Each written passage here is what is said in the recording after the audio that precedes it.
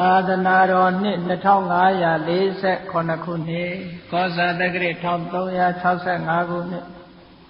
နတော်လာဆန်း10ရက်နေ့ညမန္တလေးမြို့မေဃဂီရိရပ်ကွက်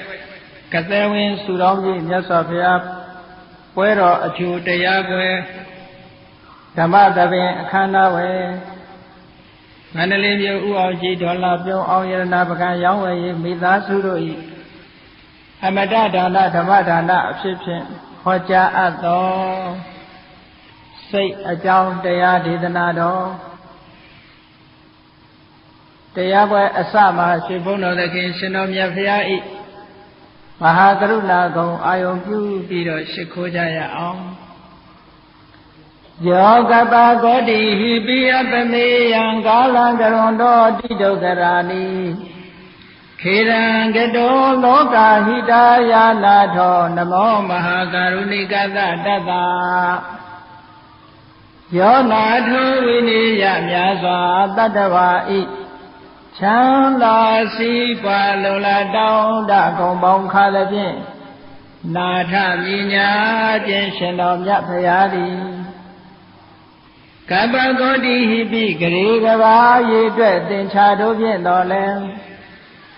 အဘေမေယံရေအတွက်တိုင်းတာဖော်ပြခြင်းဟာမစွမ်းနိုင်ပါသောကာလလေးအသင်ခြေသိမ့်နေကဘာရှိကြသောကာလပတ်လုံး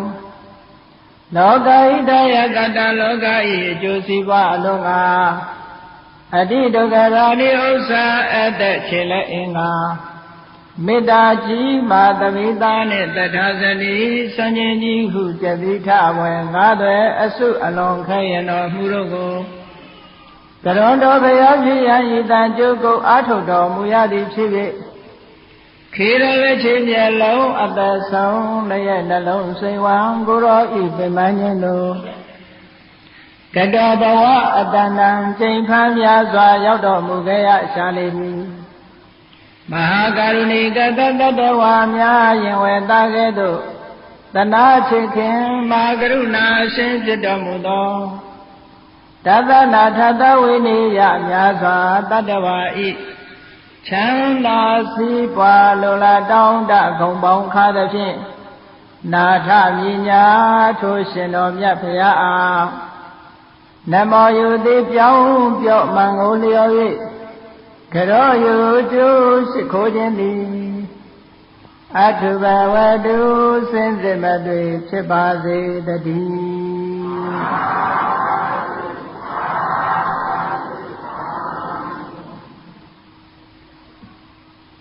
ဒီကနေ့တရားချက်ခင်သူတော်စင်ပြိဿတ်တို့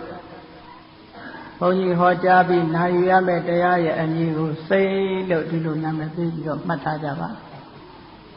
လူတိုင်းဟာစိတ်ရှိကြတယ်စိတ်ဆိုတဲ့သဘောတရားဟာလူတိုင်းပိုင်ဆိုင်တဲ့သဘောတရားထိုလူတိုင်းပိုင်ဆိုင်တဲ့သဘောတရားကိုလူတိုင်းဟာပိုင်နိုင်ကြရလားလို့ဆိုဆိုင်တာမပိုင်ကြဘူးနော်စိတ်သွားတိုင်းကိုပါလူရဆန္ဒပြည့်ပြရစေနဲ့ဆုတောင်းကြ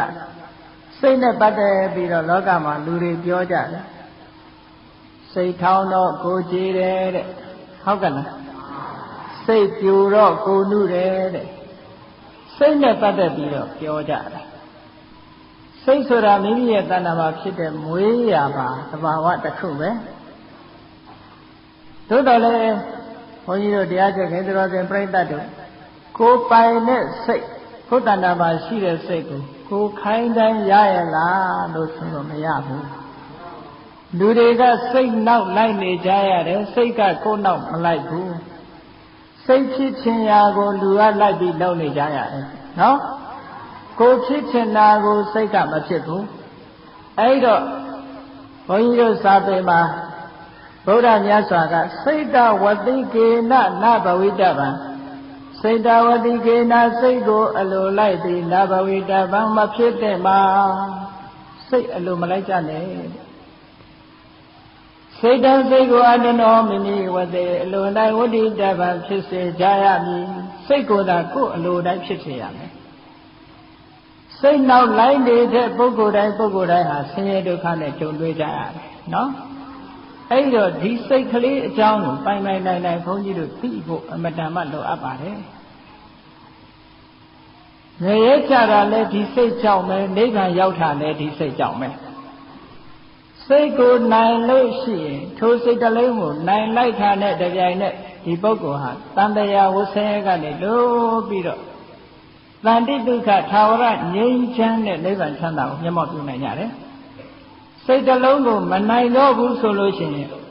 တန်တရားထဲမှာအပယ်ဆင်းရဲထီအောင်နေမွန်းကြရတယ်တဲ့ဒီစိတ်ကလေးပဲဟုတ်ကဲ့အဲ့တော့ဒီစိတ်ကလေးကဘုန်းကြီးတို့ဗိဓမာသဘာဝနဲ့ပြောကြရအောင်စိတ်ဆိုတာပါဠိစကားလုံးကရထားတဲ့မြန်မာစကားလုံးတစ်ခုပါဠိလိုအပြည့်အဝကြတော့စိတ်တာလို့ဒီလိုပြည့်ဝဒီလိုမှတ်စိတ်တဆိုတဲ့စကားလုံးကိုဘုရားဘာသာကိုစတင်လေ့လာကြတဲ့ရှေးပညာရှင်မြန်မာပညာရှိဆရာတော်ကြီးများကဘာသာမပြန်တော့ပဲနဲ့စိတ်တကိုစိတ်လို့ဒီလိုခေါ်လိုက်တော့အားလုံးဟာယဉ်ညီဝင်ဆံပြီးသားဖြစ်နေတယ်လူတိုင်းအရက်ထဲမှာ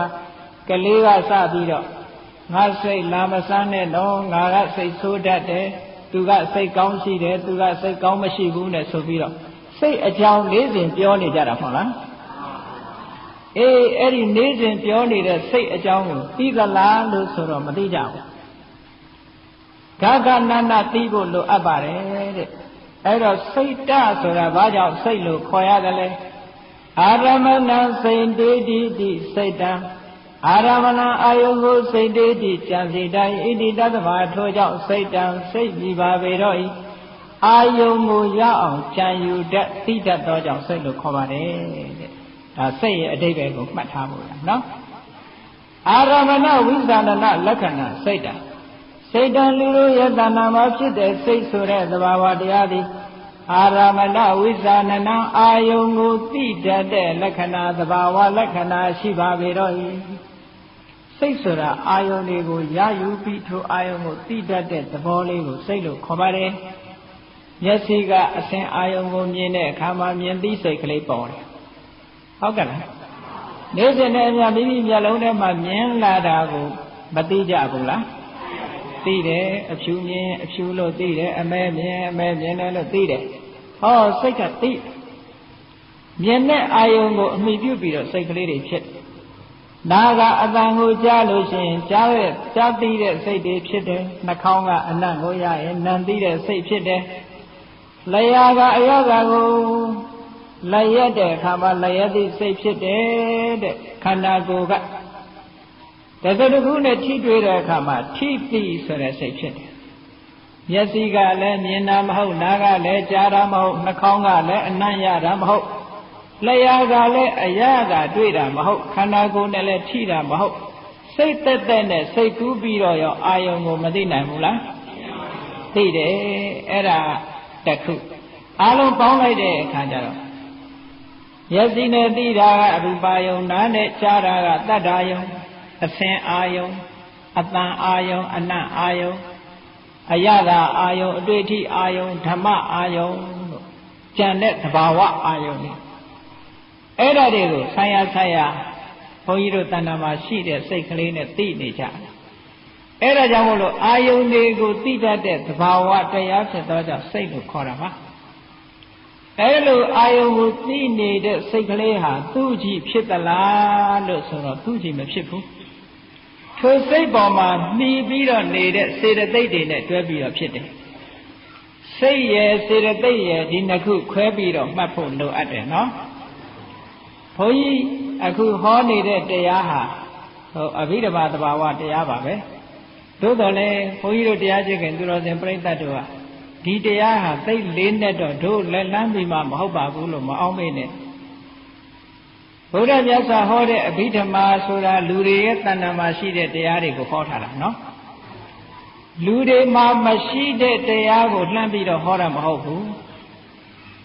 ဘုန်းကြီးတို့မျိုးကောင်းသားမျိုးကောင်းသမီးတွေတရားချစ်ခင်သူတော်စင်ပြိဿတ်တို့ရဲ့တဏ္ဍာမှာရှိနိုင်တဲ့တွေ့နိုင်တဲ့သဘာဝတရားတွေကိုဟောတာအခုအာယုံကိုသိတဲ့စိတ်အလုံးတွေးကြပြီနော်ထို့သောအာယုံမြင်သမျှအာယုံတွေကြားသမျှအာယုံတွေနှာခေါင်းကအနံ့ရသမျှအာယုံတွေအာယုံ၅ပါးအာယုံ6ပါးတွေကို မိမိတို့ဆိုင်ရာစိတ်ကလေးတွေနဲ့သိနေကြတယ်မသိတဲ့လူရဲ့လို့မရှိဘူးဟုတ်ကလားအဲ့ဒီအသိစိတ်ကလေးတွေပေါ်လာတယ်အဲ့ဒီအသိစိတ်လေးတွေကိုပဲစိတ်ဓာတ်လို့ခေါ်တယ်အဲ့ဒီစိတ်ကလေးတွေဟာသူ့ကြည့်ဖြစ်သလားလို့ဆိုတော့စေတသိက်တွေနဲ့ရှင်တွဲပြီးတော့မှဖြစ်တယ်စေတသိက်ဆိုတာကစေတသိက်ဘဝစေတသိက်ကံစေတသိက်မိမိရဲ့စိတ်ထဲမှာဘဝဖြစ်ပေါ်လာတဲ့သဘာဝတရားတွေစေတသိက်ကမိမိရဲ့စိတ်ထဲမှာဖြစ်ပေါ်လာတဲ့သဘာဝတရားစိတ်ကလေးပေါ်လာလိုက်တာနဲ့တပြိုင်နက်စိတ်ထဲမှာဖြစ်တဲ့သဘာဝတရားတွေကလည်းရှင်တွဲပြီးတော့လာတယ်စိတ်တစ်လုံးလေးကြီးမဖြစ်ဘူးသူ့ရဲ့မိယာစေတသိက်တွေနဲ့ရှင်တွဲပြီးတော့ဖြစ်လာဆိုပါစို့ဘုန်းကြီးတို့တရားချက်ကသူတော်စင်ပြိဿတို့စဉ်းစားပြီးတော့ကြည့်မျက်စိနဲ့မြင်ရတဲ့အာယုံလေးတစ်ခုကိုမျက်စိကမြင်လိုက်တာနဲ့တပြိုင်နက်မြင်သိစိတ်ဖြစ်လာအဲ့ဒါလိုမြင်သိစိတ်ဖြစ်လာတယ်ဆိုရင်ဘာပေါ်လာသလဲဆိုရင်ထိုစိတ်နဲ့အတူရှင်တွဲပေါ်လာတာကဖတ်တာဆိုတာပေါ်လာတယ်ဖတ်တာဆိုတာအာယုန်နဲ့စိတ်ကိုတွဲပေးတဲ့သဘာဝတရားသူပြင်းထန်လာလို့ရှိရင်ဖတ်တာဆိုတာတကယ်ကတော့ရုပ်တရားလို့ထင်ထင်ရှားရှားအကောင်ထည်ရှိတဲ့အရာမဟုတ်ဘူးသို့တော်သူဖြစ်လာတာနဲ့တပြိုင်နက်စိတ်နဲ့အာယုန်ထိတွေ့မှုဟာပို့ပြီးတော့ထင်ရှားလာတယ်ဖတ်တာပေါ်ပုံလေးကိုဘုန်းကြီးတို့တရားချက်ကသူတော်စင်ပြိဿတို့သဘောပေါက်အောင်တစုံတယောက်ရဲ့ရှေ့မိမိတို့ရှေ့မှာတစုံတယောက်ကကိုယ်ရှေ့မှာအပဒံချင်လာတဲ့တမယာသီးလျှောက်သီးတို့ကိုစားမယ်ဆိုလို့ရှိရင်ကြည့်နေတဲ့မိမိတို့တဏ္ဍာမှာဘာတွေဖြစ်လာနိုင်နော်အဲ့ဒါဖတ်တာရဲ့ထိခိုက်မှုလို့ခေါ်တယ်ဟုတ်ကဲ့လားဖတ်တာရဲ့စွမ်းရည်တတ်တယ်မိမိရဲ့လျှာထဲမှာဒီခြင်သီးဟာရောက်လာတာမဟုတ်ဘူးမျက်စိနဲ့မြင်ရုံမြင်တာလူတယောက်ကခြင်ပေးဆိုတဲ့တမယာသီးတို့ရှောက်သီးတို့ဇီးဘူးသီးတို့စားနေတာနဲ့ကြည့်တဲ့လူဟာအလိုလိုသေရည်တများများဖြစ်လာတယ်ဒါဘု து ရဲ့စွမ်းရည်လဲဆိုဖတ်တာရဲ့စွမ်းရည်ဖတ်တာတွေပေါ်တာလို့ဒီလိုပြောတယ်နော်နောက်တနည်းအားဖြင့်ကြောက်တတ်တဲ့လူတယောက်တတ္တိရှိတဲ့လူကအိမ်ခေါင်မိုးပေါ်တက်ပြီးတော့ရပ်နေတယ်ကြောက်တတ်တဲ့လူတယောက်ကအလိုလိုကြောက်တူးတုံဘုန်းကြီးတို့ဗမာစကားမှာနော်လှံပြားပဇင်းနာတော့ခြေကန်းကခြေပါဆိုပဇင်းလေးကလှံပြားနားနေလှံကိုအမတန်မှခြေကန်းကကြောက်တော့အလိုလျောက်အဲ့ဒါချိပြီးတော့လှံပြားမှာပဇင်းလေးနားနေတာကိုချိပြီးတော့ခြေကန်းကအလိုလျောက်ကြောက်ခြေပါတယ်ဆိုရယ်ဗမာစကားပုံရှိတယ်နော်ကြောက်တတ်တဲ့လူကကြောက်เสียအာယုံမြင်လို့ရှိရင်သူ့ကိုဘာမှမထိပဲနဲ့လူဟာတုံလှုပ်ပြီးတော့သွားတတ်တယ်တဲ့ကြက်သေးသွားတယ်ဒါဘု து ရဲ့ထိခိုက်မှုလဲလို့ဆိုရင်ဖတ်တာရဲ့ထိခိုက်မှုအဲ့ဒီဖတ်တာဆိုတဲ့သဘာဝတရားဘယ်မှာဖြစ်တာတော့ဆိုရင်ဘုန်းကြီးတို့မျိုးကောင်းသားမျိုးကောင်းသမီးတွေရဲ့စိတ်နဲ့ရှင်တွဲပြီးတော့လာတဲ့သဘောတရားပဲနော်အဲ့ဒါကိုစေတသိက်လို့ခေါ်တယ်ကဲအဲ့တို့ကလို့စိတ်ဖြစ်လာတဲ့အခါမှာထိတွေ့မှုဖတ်တာကလေးဝင်လာတယ်ဝင်လာတော့ဘာဖြစ်လဲကောင်းတဲ့အာယုံလေးနဲ့ထိတွေ့တဲ့အခါဝမ်းသာတယ်မကောင်းတဲ့အာယုံကိုမကြိုက်တဲ့အာယုံနဲ့ထိတွေ့လာလို့ရှင်မကျေနပ်တဲ့စိတ်တွေဖြစ်လာတယ်ကြိုက်မကြိုက်ဆိုတဲ့ခံစားမှုနှစ်ခုမပေါ်ဘူးလားအေးအဲ့ဒါပေါ်လာတာဝေဒနာလို့ခေါ်တယ်နော်ဘုန်းကြီးတို့အရက်ထဲမှာတော့ဝေဒနာဆိုတာယောဂဖြစ်မှဝေဒနာလို့ထင်နေကြတယ်ဝေဒနာဆိုတာပျော်တာလဲဝေဒနာပဲဘုန်းကြီးတို့စာပေမှာလာတဲ့ဝေဒနာဆိုတာအာယုံရဲ့အရသာကိုခံစားမှုတဲ့ကောင်းရင်ကောင်းတယ်လို့ခံစားတယ်မကောင်းရင်မကောင်းတဲ့ဝေဒနာခံစားအာယုံကိုခံစားမှုကိုဝေဒနာလို့ခေါ်တယ်ယောဂကိုခေါ်တာမဟုတ်ဘူးဘိဓမ္မာဝေဒနာကနော်ဝေဒနာကိုဘုန်းကြီးတို့ကျမ်းဂန်မှာအကျဉ်းအားဖြင့်၃မျိုးခွဲတယ်ဒုက္ခဝေဒနာဒုက္ခဝေဒနာအဒုက္ခမဒုက္ခဝေဒနာလူတွေကအာယုံကိုမြင်ရလို့ခြေတတ်တယ်ဆိုလို့ရှိရင်စိတ်ထဲမှာချမ်းသာလာတာဒုက္ခဝေဒနာခန္ဓာကိုယ်နေလို့ထိုင်လို့သက်တောင့်သက်သာရှိလာတာဒုက္ခဝေဒနာမကောင်းတဲ့အာယုံမြင်လို့စိတ်ထဲကမကျေမနပ်တွေဖြစ်လာတယ်ဒုက္ခဝေဒနာခန္ဓာကိုယ်မှာလည်းပဲဆင်းရဲတာတွေ့လာတယ်ဒုက္ခဝေဒနာအဲ့ဒါလို့ဝေဒနာနှမျိုးထင်ထင်ရှားရှားပေါ်လာတဲ့အခါရှိတယ်လို့ဒုက္ခလည်းမဟုတ်ဒုက္ခလည်းမဟုတ်ဆိုတဲ့ခ ခံစားချက်ကလေးတွေရှိသေးတယ်အဲ့ဒါကိုအဒုက္ခမဒုက္ခဝေဒနာလို့ခေါ်တယ်ဒုက္ခလည်းမဟုတ်ဘူးဒုက္ခလည်းမဟုတ်ဘူးအဲ့ဒီဝေဒနာမျိုးကတစ်မျိုးအဲ့ဒါလည်းပဲစိတ်ထဲမှာဖြစ်ပေါ်လာတဲ့ခံစားချက်တခါထပ်ပြီးတော့ခွဲတယ်ဒုက္ခဝေဒနာကိုပဲကာယိကဒုက္ခစေတသိကဒုက္ခခန္ဓာကိုယ်နဲ့ပတ်သက်ပြီးတော့ချမ်းသာမှုစိတ်နဲ့ပတ်သက်ပြီးတော့ချမ်းသာမှုလို့နှမျိုးထပ်ခွဲဒုက္ခကိုလည်းပဲကာယိကဒုက္ခစေတသိကဒုက္ခခန္ဓာကိုယ်မှာဖြစ်ပေါ်လာတဲ့ဆင်းရဲဒုက္ခစိတ်ထဲမှာဖြစ်ပေါ်လာတဲ့ဆင်းရဲဒုက္ခလို့နှမျိုးထပ်ပြီးတော့ခွဲပြီးအဒုက္ခမဒုက္ခဆိုတဲ့ဝေဒနာကြတော့ဥပိ္ပခလို့ခေါ်အဲ့ဒါလို့ခွဲလိုက်တဲ့အခါကျတော့ဝေဒနာ၅မျိုးရပြန်တယ်ဒါတွေလည်းဘုန်းကြီးတို့တရားချစ်ခင်သူတော်စင်ပြိဿတ်တို့ရဲ့ခန္ဓာမှာတွေ့နိုင်တဲ့တရားတွေကြီးပဲဟုတ်ကဲ့လားကောင်းတဲ့အာယုံလေးမြင်တဲ့အခါစိတ်ကပျော်ပြီးတော့မသွားဘူးလားအဲ့ဒါကိုသောမနတဝေဒနာလို့မြတ်စွာဘုရားပြောဟောစိတ်ကလေးနဲ့ရှင်တွဲပြီးတော့သောမနတဝေဒနာဖြစ်လာပြီဆိုရင်လူတွေဟာတပြုံပြုံနဲ့နေကြနော်ပြုံလိုက်ကြရဲလိုက်ကြမောလိုက်ကြတယ်ဟောသောမနတဝေဒနာတွေပေါ်နေတဲ့အခါပြုံးနေကြတာပဲပြုံးကြတယ်ရဲကြတယ်မောကြတယ်ဒါသောမနတဝေဒနာဖြစ်လို့ဟောတခါတရံကြတော့လေသူတွေဟာမပြုံးနိုင်ကြဘူးတဲ့မျက်နှာအသွင်ပြင်မဲ့ပြီးတော့ရှုပ်မဲ့ဖြစ်နေကြဒေါမနတဝေဒနာလို့ခေါ်အဲ့ဒီအခါမျိုးရောမကြုံရဘူးလားစိတ်ဆင်းရဲလိုက်တာနဲ့ဇက်ကကိုကြီးလာအောင်ဒေါမနတတွေဖြစ်ဟုတ်ကဲ့စိတ်ဆင်းရဲလိုက်တာစိတ်ဆင်းရဲတာဆိုတာတခါတရံကြတော့ကိုယ်ဆင်းရဲတာကိုအကြောင်းပြုဆိုပါတော့အေးမိလို့ဖြစ်စေတစုံတစ်ခုသောအကြောင်းကြောင့်ဖြစ်စေ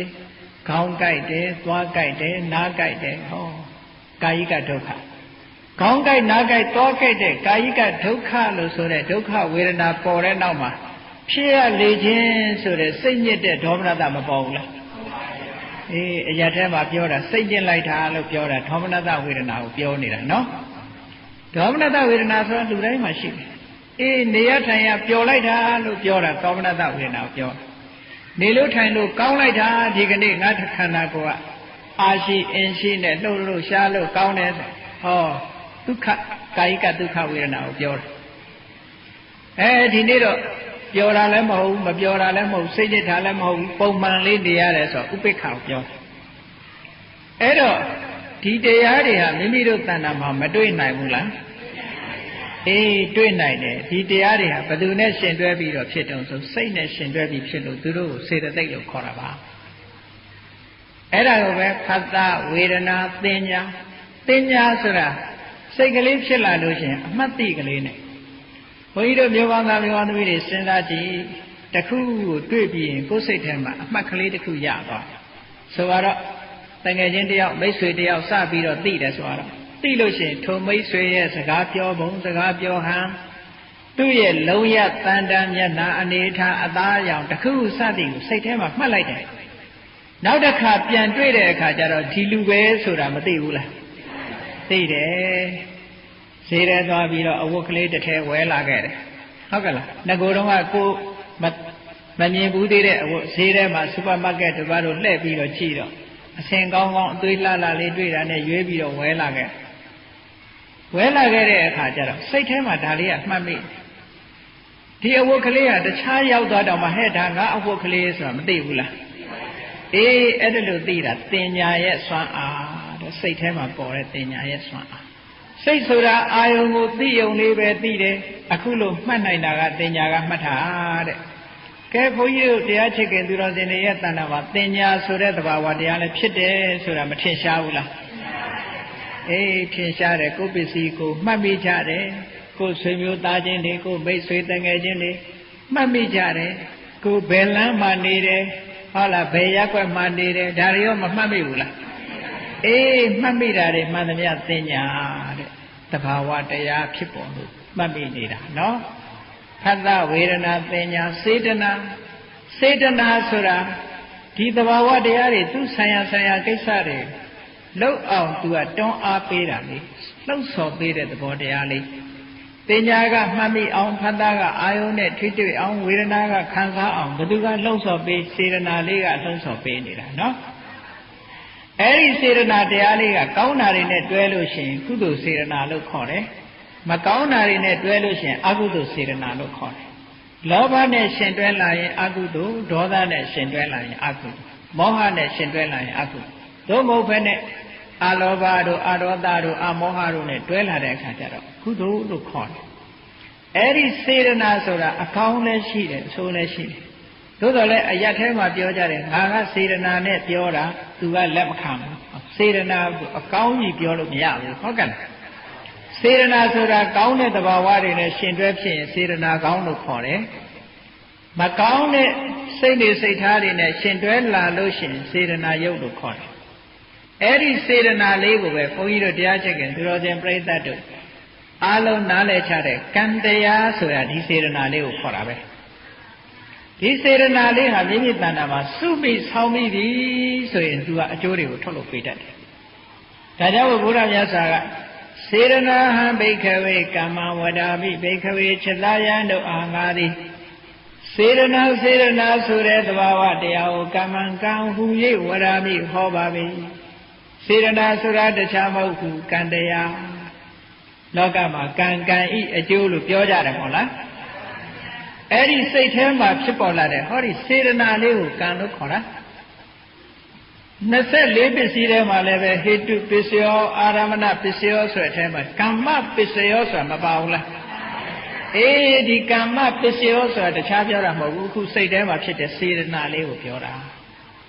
အဲ့ဒီစေရနာလေးကတွန်းအားပြင်းထန်လေးလေးကံတရားတွေပြင်းထန်လာလေးလေးဒီစေရနာလေးမိမိတို့ရဲ့တဏ္ဍာမှာကံအဖြစ်ဆောင်ရွက်နေသေးသမျှဒီကံတွေအကျိုးပေးနေလို့ရှိရင်တန်တရားထဲမှာအကောင်းဆုံးခံစားနေကြရမှာတဲ့ဟုတ်ကဲ့ဒါလူသဘာဝဘုန်းကြီးတို့တရားချက်ခင်သူတော်စင်ပြိဿတ်တို့ရဲ့တဏ္ဍာမှာတွေ့နိုင်တဲ့သဘာဝလေးတွေကိုဘုန်းကြီးပြောတယ်စိတ်ဖြစ်ရင်အခုဒီသဘောတရားတွေအားလုံးဟာရှင်တွဲပြီးတော့အမြဲတမ်းဖြစ်တယ်သူတို့ကိုအကောင်းလို့လည်းပြောလို့မရဘူးအဆိုးလို့လည်းပြောလို့မရဘူးဖတ်သားတဲ့ဝေဒနာတဲ့သင်ညာတဲ့စေရနာတဲ့ဧကဂတအာယုန်လေးတစ်ခုပေါ်လာလို့ရှိရင်စိတ်ကအာယုန်နဲ့တွေးလိုက်တယ်ဆိုတော့မျက်စိကအဆင်းအာယုန်လေးကိုမြင်လိုက်တာနဲ့တကြိုင်နဲ့မြင်သိစိတ်ကလေးဖြစ်တယ်အဲ့ဒီမြင်သိစိတ်ကလေးဖြစ်တဲ့ကထိုအာယုန်ပေါ်မှာတခဏတာမြရပ်တန့်သွားတာကိုဧကဂတလို့ခေါ်တယ်ဟုတ်ကဲ့လားကြာကြာရပ်တန့်သွားရင်ကြာကြာပေါ့အဲ့ဒီလိုတခဏကလေးတည်ထန့်သွားတဲ့သဘောလေးကိုဧကဂတတဲ့အဲ့ဒီဧကဂတကိုဘုန်းကြီးတို့တရားကျင့်စဉ်ထဲမှာအာယုန်တစ်ခုပေါ်မှာစူးစိုက်ပြီးတော့ကြာကြာရှုပေးရင်ဒီဧကဂတလေးကိုပဲသမာဓိလို့ခေါ်တာဧကဂတဆိုတာဧကဆိုတာတစ်ခုတည်းသောအကအာယုန်အဖို့စုရှိတာအာယုန်တစ်ခုတည်းတင်ရှနေတာဟိုဒါဧကဂတလို့ခေါ်တယ်နော်သမာဓိလို့လည်းခေါ်တယ်အေးဒီဧကဂတဆိုတာလေးကလည်းအာယုန်လေးတစ်ခုပေါ်မှာစူးစိုက်ပြီးတော့ချိလို့ရတယ်ဘုန်းကြီးတို့တရားချက်ခင်သူတော်စင်ပြိဿတ်တို့ဈေးသွားတဲ့အခါပစ္စည်းဝယ်တော့ကိုလိုချင်တဲ့ပစ္စည်းကိုကြာကြာနာနာမကြည့်ကြဘူးလားအေးအဲ့ဒီပစ္စည်းလေးပေါ်မှာစိတ်တခဏမြတည်ထန့်သွားတာလေးဟာဒါဧကဂတရဲ့ဆွမ်းအားပဲနော်အနုဘုဆိုရင်မိမိစိတ်လေးကဒီအာယုန်ပေါ်မှာတည်ထန့်နိုင်မှာမဟုတ်ဘူးဟောသဘာဝတရားတွေဖတ်တာဆိုတာတွေ့ရပြီဝေဒနာဆိုတာတွေ့ရပြီသင်ညာဆိုတာတွေ့ရပြီစေရနာဆိုတာတွေ့ရပြီဧကဂတဆိုတာတွေ့ရမိမိတို့တဏ္ဍာမှာနော်နောက်တစ်ခုကဇီဝိတ္တိတရိယလို့ခေါ်တယ်ဇီဝိတ္တိတရိယဆိုတာတော့ဆိုင်ရာသဘာဝတရားတွေရဲ့အချိန်ပိုင်းလေးကိုတည်စေတတ်တဲ့စောင့်ထိန်တတ်တဲ့သဘာဝတရားမျိုးလို့ပြောမယ်ဆိုရင်နံတရားတွေရဲ့အသက်လို့ပြောအဲ့ဒီတရားကတော့သူ့သဘာဝအတိုင်းဖြစ်တာမဟုတ်တဘာဝအတိုင်းတည်နေနိုင်အောင်သူကထိမ့်သိမ့်ပေးတယ်လို့ဒီလိုမှတ်ရတယ်ဥပမာပဲတရားချက်ခင်သူတော်စင်ပြိဿတ်တို့ဥပမာလေးနဲ့ပြောမှပို့ပြီးတော့ရှင်းတယ်ရေကန်ထဲမှာကြာပင်လေးတွေပေါက်အဲ့ဒီကြာပင်လေးတွေရှင်သန်ပြီးတော့ကြာပန်းလေးတွေပွင့်လန်းနေအောင်ဘယ်သူကထိမ့်ပေးထားတာတော့ရေကထိမ့်ပေးထားတာရေကန်ထဲကရေတွေခြောက်သွားပြီးရေပြောက်သွားမယ်ဆိုလို့ရှိရင်ကြာကလေးရောခြောက်မသွားဘူးလားအေးအဲ့ဒါမျိုးလို့ပဲဘုန်းကြီးတို့နန္တရားတွေထဲမှာဇီဝိတ္တိတရေလေးကထိမ့်ပေးနေတာလို့ရေကနေပြီးတော့ကြာပန်းလေးတွေလမ်းနေအောင်ထိမ့်တာဖရာအိုးထဲမှာလည်းဖရာညောင်ရီအိုးမှာပန်းထိုးတဲ့အခါမှာရေကလေးမထည့်ရဘူးလား ရေကလေးထည့်ထားလို့ရှိရင်ထိုပန်းကလေးဟာ50ရက်ဆိုတာလို့လမ်းနေတာဘသူကထိမ့်ပေးထားတာတော့ထို့တူပဲနန္တရားတွေမှာလည်းဇီဝိတ္တိန်တရေလေးကထိမ့်ပေးထားလို့ဘုန်းကြီးတို့စိတ်ကလေးဟာရှင်သန်နေတယ်လို့ဒီလိုမှတ်ရမယ်နော်နောက်တစ်ခုကမနတိကာရတဲ့မနတိကာရဆိုတာနှလုံးသွင်းအာယုန်လေးပေါ်လာတာနဲ့တပြိုင်နက်နှလုံးသွင်းဆင်ခြင်မှုမရှိရင်ထိုအာယုန်ကိုမသိနိုင်ပါဘူးနှလုံးသွင်းဆင်ခြင်မှုဆိုတာလေးပေါ်ရတယ်အဲ့တော့အာလုံးပေါင်းလိုက်တဲ့အခါကျတော့ဖသရဲ့ဝေဒနာရဲ့သင်ညာရဲ့စေရနာရဲ့ဧကဂရရဲ့ဇီဝိတ္တိန်တရိယရဲ့မနတိကာရရဲ့ဆိုတော့ခုနှစ်ခုဖြစ်မသွားဘူးလားအဲ့ဒီခုနှစ်ခုသောသဘောတရားတွေဟာစေတသိက်တွေမိမိတို့တဏ္ဍာမှာဖြစ်တဲ့စိတ်နဲ့အမြဲတမ်းရှင်တွဲပြီးတော့ဖြစ်နေကြပါတယ်ဘယ်စိတ်ဖြစ်ဖြစ်ဒီတရားတွေမိမိတို့တဏ္ဍာမှာရှိနေတယ်လို့ဒီလိုမှတ်ပါနော်စိတ်ဟာတစ်ခုတည်းမဖြစ်နိုင်ဘူးထိုစေတသိက်တွေနဲ့ရှင်တွဲပြီးတော့ဖြစ်တာကဲကောင်းပြီအဲ့ထဲမှာ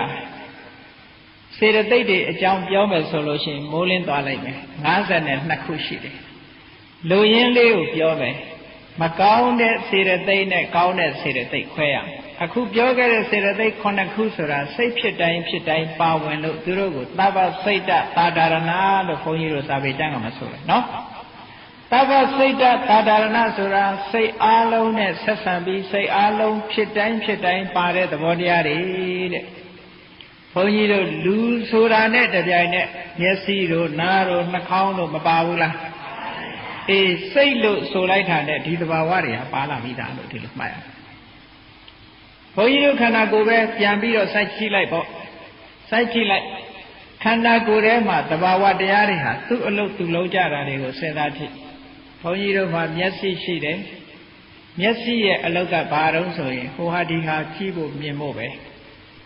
ဒါပေမဲ့ तू ကြားလို့ရရလား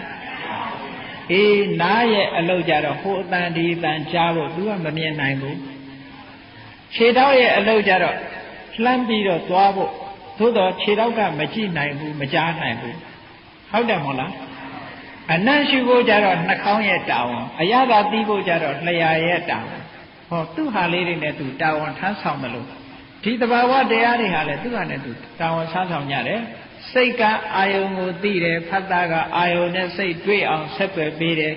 ဝေဒနာကအာယုံရဲ့အရသာကိုခံစားတယ်သင်ညာကမှတ်တမ်းတင်တယ်မှတ်မိတယ်စေတနာကထိုကဲ့သို့ဖြစ်အောင်လှုံ့ဆော်ပေးတယ်ဧကဂတကအာယုံလေးတစ်ခုပေါ်မှာတည်သွားအောင်လုပ်တယ်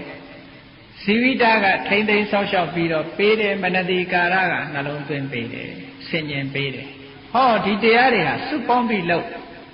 ဘုန်းကြီးတို့ခန္ဓာကိုယ်မှာလည်းပဲဒီလိုစုပေါင်းပြီးတော့လမ်းလျှောက်တယ်ဆိုလို့ရှိရင်မျက်စိကကြည့်ပေးရတယ်နားကနားထောင်ရတယ်ခြေထောက်ကလမ်းလျှောက်ရတယ်အကယ်၍တစ်ခုချုပ်ရင်းနေလို့ရှိရင်အလောက်ဟာအောင်မြင်မြင်မဖြစ်နိုင်ဘူးဟုတ်တယ်မဟုတ်အဲ့ဒီသဘာဝလေးတွေကိုဆင်ញင်စဉ်းစားပြီးတော့ကြည့်ရကဲကောင်းပြီဒီသဘာဝကတော့အကောင်းလို့လည်းပြောလို့မရအဆိုးလို့လည်းပြောလို့မရဘူးအဆိုးလို့ပြောလို့ရတာလေးတွေကိုကြည့်ရဘုန်းကြီးတို့နေ့စဉ်နဲ့အမျှကြုံတွေ့နေကြရတာဘာလို့ဆိုရင်မျက်စိနဲ့မြင်ပြီးလို့နှစ်သက်စရာအာယုံလေးတွေ့လို့ရှိရင်လိုချင်တဲ့သဘောမပေါ်လာဘူးလားအဲ့ဒါကိုလောဘလို့ခေါ်တယ်နော်လိုချင်တယ်တွေ့တာတယ်တတ်မဲ့တယ်မြင်ချင်းတော့သူကလိုချင်တယ်ရလာလို့ရှိရင်တွေ့ထားတယ်မရခင်ကျတော့လိုချင်တယ်ရထားလို့ရှိရင်တွေ့ထားတယ်မစွန့်လွတ်နိုင်ဘူးအဲ့ဒါဟာလောဘရဲ့သဘောမရခင်ဘာဖြစ်တယ်လိုချင်တယ်ရပြီးလို့ရှိရင်တွေ့တာထားတယ်ဟောဒီသဘောတရားရောဘုန်းကြီးတို့တရားချက်ခင်သူတော်စင်တွေမတွေ့ကြဘူးလားအဲ့ဒီတရားကိုလောဘလို့မြတ်စွာဘုရားကဟောတာနော်အဲ့ဒီလောဘဟာလည်းစိတ်ထဲမှာရှင်တွဲပြီးတော့ဖြစ်တာပဲဒေါသမျက်စိကအာယုံတစ်ခုကိုမြင်လိုက်တယ်ကိုမကြိုက်တဲ့အာယုံကိုမြင်တယ်မြင်လိုက်တာနဲ့တပြိုင်နက်မျက်နှာလွှဲသွားတယ်မကြိုက်ဘူးမကြိုက်တဲ့သဘောတရားပေါ်မလာဘူးလားမကြိုက်ဘူးမကျေနပ်ဘူးဒီအာယုံကိုမျက်နှာလွှဲချင်တယ်ဟောဒါဒေါသလို့ခေါ်တယ်မြင်ချင်းမကြိုက်ဘူးမျက်နှာလွှဲချင်တယ်မကျေနပ်ဘူးဟောဒါဒေါသလို့ခေါ်တယ်နော်ကြိုက်မကြိုက်ကြိုက်ရင်လောဘမကြိုက်ရင်ဒေါသ နောက်တစ်ခါအာယုံကိုမြင်ပြီးတော့အကောင်းအဆိုးအကြောင်းအကျိုးမခွဲခြားတတ်ဘူးအာယုံပေါ်မှာတွေးဝေးနေတယ်တွေးဝေးနေတာကြတော့မောဟဟောဒီသဘောတရားတွေကဘုန်းကြီးတို့တရားချက်ခင်သူတော်စင်ပြိဿတ်တို့ရဲ့စိတ်ထဲမှာဖြစ်နေတာပါလားလို့စဉ်းစားရမှာနော်နောက်သူတို့ရဲ့ဆန့်ကျင်မဲ့ကောင်းတာကိုပြောမယ်ဆိုရင်လောဘကလိုချင်တဲ့တွေ့တာတယ်ထိုလိုချင်မှုတွေ့တာမှုကိုပယ်တတ်နိုင်တဲ့သဘာဝတရားတစ်ခုကိုအလောဘလို့ခေါ်တယ်အဲ့ဒီအလောဘကြတော့မလိုချင်ဘူးမတွေ့တာဘူးစွန့်လွတ်နိုင်တယ်တဲ့ဒါကကောင်းတဲ့သဘာဝတရားနော်သဘာဝတရားမပေါ်လာဘူးမလိုချင်ဘူးမတွေ့တာဘူးအလောဘအနိဋ္ဌာယုံနဲ့တွေ့ကြုံမိမိမလိုချင်တဲ့မနှစ်သက်စရာအာယုံနဲ့တွေ့ကြုံတဲ့အခါမှာဒေါသမဖြစ်ဘူးမကျေမနပ်မဖြစ်ဘူးအဒေါသအာယုံရဲ့သဘာဝကိုကြာကြာနာနာသိတယ်အမောဟပညာဟောလောဘဒေါသမောဟရဲ့ဆန့်ကျင်ဘက်ကိုအလောဘအဒေါသအမောဟလောဘဒေါသမောဟကိုကုသိုလ်လို့အကုသိုလ်လို့မှတ်ပြီးတော့အလောဘအဒေါသအမောဟကိုကုသိုလ်လို့မှတ်ပါတဲ့ဟုတ်ကဲ့လားအဲ့လိုစိတ်တရားတွေမိမိတို့တဏ္ဍာမှာဖြစ်ပြီးတော့စိတ်တွေနဲ့ရှင်တွဲပြီးတော့ဒီစေတသိက်တရားတွေဖြစ်ပြီးတော့နေကြတယ်ကဲဘုန်းကြီးတို့တွေနေ့စဉ်နဲ့အမျှသွားကြလာကြစားကြတောက်ကြစီးပွားရှာကြဘသူကကိုဆောင်းနေတယ်လဲဆိုရင်ဟောဒီစိတ်ကဆောင်းစိတ်လို့ဆိုလိုက်ကြတယ်အခုပြောခဲ့တဲ့စေတသိက်တွေပါတယ်လို့မှတ်တာနော်ဒါတွေကနေဆောင်းနေတာလောကကြီးတစ်ခုလုံးဘသူကဥဆောင်နေစိတ်တွေကဥဆောင်နေတယ်နော်ဒါကြောင့်မို့လို့ဘုရားမြတ်စွာကစိတ်တေနာနိယတိလောကောစိတ်တေနပရိကတတိစိတ်တသဧကဓမ္မတသဗ္ဗေဝဝတ္တမနကုလောကောလောကကြီးကိုစိတ်တေနာစိတ်ကနိယတိဆွဲဆောင်၍သွားပါပေတော့ဤလောကောလောကကြီးကိုစိတ်တေနာစိတ်ကပရိကတတိဆွဲငင်၍ထားပါပေတော့ဤစိတ်တသဧကဓမ္မတစိတ်လို့ဆိုတဲ့သဘာဝတရားတစ်ခုရဲ့ဝတ္တံလို့သောလောကောတပ္ပံအလုံးစုံသောလောကောလောကကြီးသည်အလွတ်ကိုအစဉ်လိုက်ပါ၍နေရလေတော့ဤဣတိရဘဂဝါရှိဘုန်းတော်သခင်ရှင်တော်မြတ်ဖရာသည်အဝေါစာကောင်းစွာမသွေဟောကြားတော်မူခဲ့ပါပေတည်းအခုပြောခဲ့တဲ့သဘာဝတရားတွေမိမိရဲ့တဏ္ဍာမှာဆွဲဆောင်နေတယ်ဆိုတဲ့သဘောကိုဘုန်းကြီးတို့မျိုးကောင်းသားမျိုးကောင်းသမီးတွေကိုယ်တဏ္ဍာမှာရှိနေတဲ့သဘာဝတရားတွေကိုစူးစိုက်ရှုရသည်ဖြင့်ဝိပဿနာဉာဏ်လို့ခေါ်တယ်နော်ဝိပဿနာဉာဏ်ဆိုတာဟိုကမ္မထာရိပ်တာတွေသွားမှပေါ်တာမဟုတ်ဘူးဒီအာယုံကလည်းပဲကိုယ်တဏ္ဍာမှာရှိနေတာရှုတတ်ဖို့သိဖို့လေးပဲလို့တယ်အလုံးမအားလို့ငါမရှုနိုင်ဘူးလို့ဒီလိုလည်းမဟုတ်ဘူးနော်ကိုယ်တဏ္ဍာမှာဖြစ်နေတာတွေကိုသိဖို့အမတန်မှလိုအပ်ပါတယ်တဲ့ကဲကောင်းပြီလောကကြီးထဲမှာကိုယ်တယောက်တည်းနေတဲ့အချိန်ကလေးမှာအဲ့ဒီအချိန်လေးမှာကိုယ်တဏ္ဍာမှာဖြစ်ပေါ်နေတဲ့စိတ်ကလေးတွေကိုအာယုံစိုက်ကြည့်လိုက်လောကကြီးတစ်ခုလုံးဟာလူတွေကိုစိတ်ကနေဆောင်းသွားနေကြစိတ်ကနေဆွဲခေါ်သွားတယ်အခုတရားပွဲလာအောင်ဘယ်သူကဆွဲခေါ်လာစိတ်ကဆွဲခေါ်လာတာနော်တရားပွဲမလာနိုင်အောင်အိမ်မှာနေရအောင်ဘယ်သူကဆွဲထားတော့အေးတရားပွဲကြတော့လေအေးတရားပွဲသွားအောင်ပါပဲတရားနာလို့ရှင်ဘုံတုတ္တရတယ်အသိဉာဏ်တွေတိုးတယ်ဟောဒီလိုအတွေးကလေးတွေနဲ့လာတာမဟုတ်လားကနေ့ညတရားပွဲရှိတယ်တရားနာသွားရအောင်မယ်တရားနာရလို့ရှင်စိတ်ကြည်နူးတယ်အသိဉာဏ်တွေရတယ်ဒီလိုစဉ်းစားပြီးတော့အဲ့ဒီစဉ်းစားတဲ့စိတ်ကဆွဲခေါ်လာလို့တရားပွဲရောက်လာတာနော်မလာနိုင်တဲ့လူတွေကြတော့လေအေးဒီနေ့အလုတ်ကမအားဘူးအိမ်မှာလည်းအိမ်ဆောင်မရှိဘူးဆိုတဲ့အတွေးစိတ်တွေကပြန်ဆွဲထားတာမဟုတ်လားပြန်ဆွဲထားလို့သူတို့တရားပွဲမလာနိုင်ဘူးเนาะအဲ့တော့လောကကြီးမှာတရားပွဲလာတဲ့လူကိုလည်းစိတ်ကဆွဲခေါ်လာတာအိမ်နေတဲ့လူကိုလည်းစိတ်ကဆွဲထားခဲ့တာနှစ်ဦးစလုံးဟာစိတ်ကဆောင်းနေတာကြီးပဲမဟုတ်လားဒါကိုအကြောင်းပြုပြီးတော့မြတ်စွာဘုရားစိတ်တေနနိတေလောကောစိတ်ကဆွဲခေါ်နေတာတဲ့လောကကြီးတစ်ခုလုံးကိုစိတ်ကဆွဲခေါ်နေတာတခြားနေရာတွေလည်းကြည့်ကမ္ဘာလောကကြီးတစ်ခုလုံးဟုတ်လားမြန်မာနိုင်ငံနဲ့မကြည့်နဲ့ကမ္ဘာလောကကြီးမှာရှိတဲ့လူသားအလုံးလူကဆွဲခေါ်စိတ်ကဆွဲခေါ်ဘယ်သူကဆွဲထားတော့စိတ်ကဆွဲထား တရားဝဲပြီးတဲ့အခါအိမ်ပြန်ဘယ်သူကခေါ်သွားတာတော့စိတ်ကပဲခေါ်သွားတာအဲ့ဒီစိတ်ဆိုတဲ့သဘာဝတရားဟာတည်မြဲတဲ့သဘာဝတရားလားဆိုတည်မြဲတာမဟုတ်ဘူးကိုယ်ပိုင်တဲ့သဘာဝတရားလားဆိုတော့လည်းမပိုင်ဘူးအကြောင်းအလျော်စွာပေါ်လာပြီးတော့ဟုတ်တဝါအဘာဝဖြစ်လာပြီးတဲ့နောက်မှာပြတ်သွားတဲ့သဘာဝတရားဆိုတာဆင်ញင်စဉ်းစားဖို့လိုအပ်တယ်နော်အေးကောင်းပြီဒါကြောင့်မို့လို့ဘုရားမြတ်စွာကစိတ်တေနနိယတိလောကောစိတ်ရဲ့သဘာဝလေးကိုသိအောင်လုပ်ကောင်းပြီမြတ်စွာဘုရားသခင်ကိုယ်တော်မြတ်ကစိတ်ဟာစိတ်ရဲ့သဘာဝလေးတွေကိုပိုးထင်ရှားအောင်ဒုရိကမဧကစရံအတရေရံဂုဟာတယံယေစိတ်တံတယမေတ္တန္တိမောက္ခန္တိမာရဗန္ဒနာစိတ်ရဲ့သဘာဝတရားကိုမြတ်စွာဘုရားသခင်ကိုယ်တော်မြတ်ကဒုရိကမဝေကွာလှတဲ့အာယုန်တို့လည်းအရောက်သွားတတ်ပေထသောစိတ်ဆိုတာဘလောက်ဝေဝေရောက်အောင်သွားနိုင်တယ်ဒီအဓိပ္ပာယ်ကဘာကိုပြောတာတုံးလို့ဆိုစိတ်ကခန္ဓာကိုယ်ကနေအပြင်ထွက်ပြီးတော့သွားတယ်လို့ဒီလိုမအောင်မေ့နဲ့နော်မြတ်စွာဘုရားကဒုရိကမအဝေးသွားတယ်ဆိုတာဘာတော့ဆိုဘလောက်ဝေးတဲ့အာယုန်ဖြစ်ဖြစ်စိတ်ကလှမ်းယူနိုင်တယ်ဒါကိုပြောဘလောက်ဝေးကွာတဲ့အာယုန်ပဲဖြစ်ဖြစ်စိတ်ကအာယုန်ပြုတ်နိုင်တဲ့သိနိုင်တာကိုဒီလိုဆိုဘုန်းကြီးတို့တရားချင်းကသူတော်စင်ပြိဿတို့ဟိုးနိုင်ငံရခြားတိုင်းတစ်ပါးကိုလှမ်းပြီးတော့စိတ်ကနေညွတ်ကြည့်ရောက်မသွားဘူးလားရောက်သွားတယ်ဟောမြင့်မို့တောင်ဆိုတာကြားဘူးတာလေးနဲ့အာယုံပြုတ်ကြည့်လိုက်မြင့်မို့တောင်ရောက်မသွားဘူးလားဟုတ်တာမဟုတ်တာသာထအာယုံပြုတ်တဲ့နေရာစိတ်ကရောက်မသွားဘူးလားဘယ်လောက်ဝေးဝေးစိတ်ဆိုတာရောက်သွားတာပဲနော်အေးဒါကြောင့်မို့လို့မြတ်စွာဘုရားကဒုရိကမအလွန်ဝေးကွာတဲ့အရာဌာနသို့လည်းသွားရောက်နိုင်ထသောဘာကြောင့်သွားရောက်နိုင်တယ်လဲဝေးတဲ့အာယုံကိုရယူနိုင်တာကိုဆိုရဲဧကစရံတခုတည်းသာဖြစ်လေရှိတတ်သောစိတ်ဆိုတာနှစ်စိတ်ပြူတဘယ်တော့မှမဖြစ်ဘူးတစ်စိတ်ပြီးမှတစ်စိတ်တစ်စိတ်ပြီးမှတစ်စိတ်စိတ်တည်းရဲ့အစဉ်တန်းအနေနဲ့သာဖြစ်တာစိတ်ဟာတစ်ခုဖြစ်ပြီးတဲ့နောက်မှတစ်ခုပျောက်သွားပြီးနောက်တစ်ခုဖြစ်တာနော်အေဒါကြောင့်မို့လို့ဧကစရံတစ်ခုဖြစ်ပြီးမှတစ်ခုချုပ်ပြီးမှသာလဲနောက်တစ်ခုဖြစ်လေရှိတတ်သော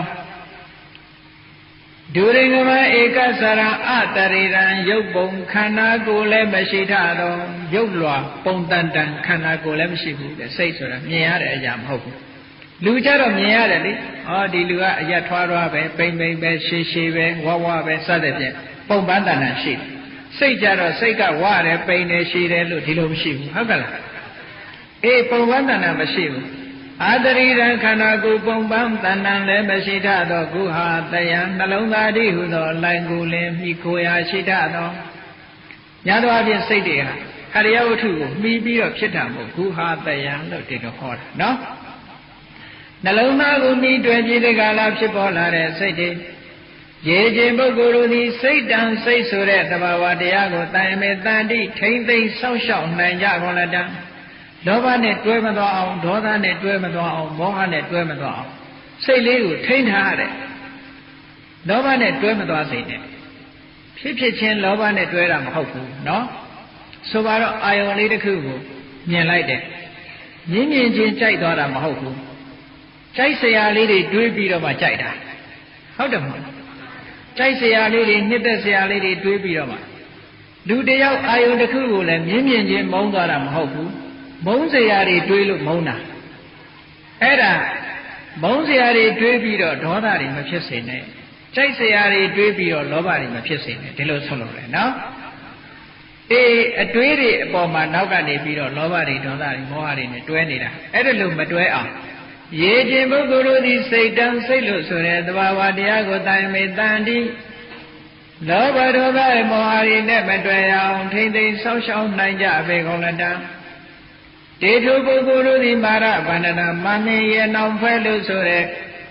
တေဘုမကဝဆင်းရဲမှမောက္ခန္တိမုတ်ချပိုင်ပိုင်လွမြောက်ကြပေကုန်လတံဣတိတို့ဘဂဝါရှိဘုန်းတော်သခင်ရှင်တော်မြတ်ဖရာသည်အဝေါစာကောင်းစွာမသွေ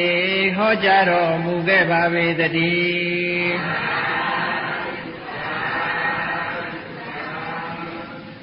အဲ့ဒီစိတ်လေးကိုလောဘဒေါသမောဟဆိုတဲ့ကိလေသာတွေနဲ့မတွဲအောင်ထိန်းလိုက်တဲ့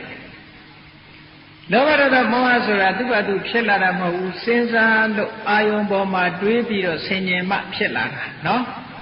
အဲ့ဒါလို့ဆင်ញင်ပြီးတော့လောဘဒေါသမောဟဖြစ်အောင်မလုပ်နဲ့မတွဲစေနဲ့မတွဲရအောင်ထိမ့်သိမ်းဆောက်ရှောက်ပါတဲ့အဲ့ဒါလို့ထိမ့်သိမ်းဆောက်ရှောက်မယ်ဆိုလို့ရှိရင်စိတ်ဒီလောဘနဲ့မတွဲဒေါသနဲ့မတွဲမောဟနဲ့မတွဲလောဘနဲ့မတွဲရလို့ရှိရင်အလောဘဆိုတဲ့လောဘရဲ့ဆန့်ကျင်မဲ့သဘောတရားတွေမိမိရဲ့စိတ်ထဲမှာပေါ်လာလိမ့်မယ်နော်အလောဘဖြစ်နေလို့ရှိရင်လောဘမဖြစ်နိုင်ဘူးအဒေါသလို့ခေါ်တဲ့ဒေါသကင်းစင်မေတ္တာသဘာဝတရားတွေဝင်နေလို့ရှိရင်ဒေါသမဖြစ်ဘူးအမောဟလို့ဆိုတဲ့အသိဉာဏ်တွေဝင်နေလို့ရှိရင်မောဟမဖြစ်ပါ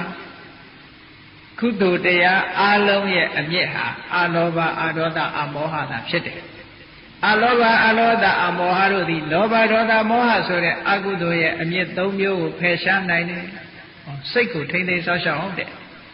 အဲ့ဒါလိုထိမ့်သိမ်းဆောက်ရှောက်လို့ရှိရင်မြတ်စွာဘုရားသခင်ကိုရောမြတ်ကမောက္ခန္တိမာရဗန္ဒနာမာရဗန္ဒနာကိလေသာရဲ့ထောင်ကြီးတဲ့ဘုန်းကြီးတို့တွေနေကြရတာသဘာဝနဲ့သေချာကြည့်မယ်ဆိုလို့ရှိရင်တန်တရာဓိဟုသောထောင်ကြီးထဲမှာနေကြရတာဟုတ်ကဲ့သေချာစဉ်းစားကြည့်လွတ်ရမရှိဘူးနော်ဘာဖြစ်လို့လွတ်ရမရှိလဲလို့ဆိုလို့ရှိရင်ဒီထောင်ထဲမှာဘလို့ကျင်လဲနေချရလဲဩမိဘစီရနေပြီးတော့မွေးဖွားလာငယ်ငယ်ရနေမွေးပြီးတော့တဖြည်းဖြည်းအိုးလာပြီးတော့နာပြီးတော့သေသွားပြန်သေသွားပြီးဘာလို့ပြန်တော့တစ်ခါပြန်ပြီးတော့တန်တရားထဲမှာပြန်ဖြစ်ပြန်ဖြစ်ရဘဝမှာတစ်ခါအိုးပြန်နေနာပြန်နေသေပြန်နေဟောဒီလိုနဲ့ပဲလှဲ့နေမှာထပ်ပေါက်ကုန်မရှိဘူးလွတ်ရမရှိဘူးအဲ့ဒါဘယ်သူကချုပ်နှောင်ထားတာတော့ဆိုရင်မာရလို့ဆိုတဲ့ကိလေသာအချုပ်နှောင်ထားတာနော်အဲ့ဒီကိလေသာတွေရဲ့အချုပ်နှောင်တဲ့ကမလွတ်ဘူးတဲ့လွတ်ချင်လို့ရှိရင်ကိုယ်စိတ်ကလေးကိုထိန်းစိတ်ကိုမထိန်းနိုင်သေးသမျှဘယ်တော့မှမလွတ်ဘူးဒါရင်လားလို့ဆိုလို့ရှိရင်ဘုန်းကြီးတို့မြေကောင်းသားမြေကောင်းသမီးတွေကိုယ်စိတ်ကလေးကိုလောဘဒေါသနဲ့မောဟနဲ့မတွဲရအောင်မထိန်းနိုင်ဘူးဆိုရင်ဒုက္ခတွေနောက်ကလိုက်အောင်လောဘဒေါသမောဟတွေနဲ့မတွဲရအောင်ထိန်းသိမ်းလို့အလောဘအရောဓအမောဟဆိုတဲ့ကုသိုလ်သဘာဝတရားတွေနဲ့တွဲလို့ရှိရင်တော့ချမ်းသာဒုက္ခတွေရနိုင်တယ်ဒါကြောင့်မို့လို့စိတ်ရဲ့သဘာဝနဲ့ပတ်သက်ပြီးတဲ့ကာလမြတ်စွာဘုရားသခင်ကိုရောမြတ်ကမနောပုဝိကဘာဓမ္မမနောတိထမနောမယမနသာစေပတုထေနဘာတတိဝါကရောတိဝါတတောနံဒုက္ခမနွေတိစကံဝဝဟာတောပရံစိတ်ရဲ့တဘာဝလေးကိုကြည့်အရာရာကိုစိတ်ကဥဆောင်တယ်ဓမ္မမိမိနဲ့စိတ်နဲ့ရှင်တွဲပြီးတော့ဖြစ်ပေါ်လာတဲ့ခံစားမှုစတဲ့စေတသိက်တဘာဝတရားတွေဟာမနောဘဝေကမစိတ်လင်းရှိသွားကောင်းဆောင်ရှိကြပါပေကုန်၏အရာရာမှာစိတ်ကဆောင်နေတယ်ခံစားချက်တွေရဲ့အရှိကစိတ်ရှိတယ်နော်စိတ်ကိုမှီတွယ်ပြီးတော့မှခံစားချက်စတဲ့စေတနာတွေဖြစ်ရတယ်မနောဘဝေကမစိတ်လင်းရှိသွားရှိကြပါပေကုန်၏မနောသေထာစိတ်ဒီဟုသောအကြည်ကဲရှိကြပါပေကုန်မနောမယစိတ်ဖြင့်ပြည်ကြပါပေကုန်ဝါစိတ်ကဖန်တီးထားတဲ့အရာတွေသာဖြစ်ပါပေတော့၏တဘာဝတရားကိုဆင်ញင်စဉ်းစားကြည့်ခံစားချက်စတဲ့တဘာဝတွေလောဘဒေါသမောဟစတဲ့တဘာဝတွေဘယ်သူကရှေ့ဆောင်သွားတော့ဆိုရင်စိတ်ကနေရှေ့ဆောင်သွားတာစိတ်ကနေရှေ့ဆောင်သွားပြီးတော့စိတ်ကြောင့်မို့သူတို့ဖြစ်နေကြရတာအေးအဲ့ဒါလို့ဆိုလို့ရှိရင်ကိုယ့်ရဲ့တဏ္ဍာမှာရှိတဲ့စိတ်ကလေးကိုမကောင်းတာတွေနဲ့မတွဲအောင်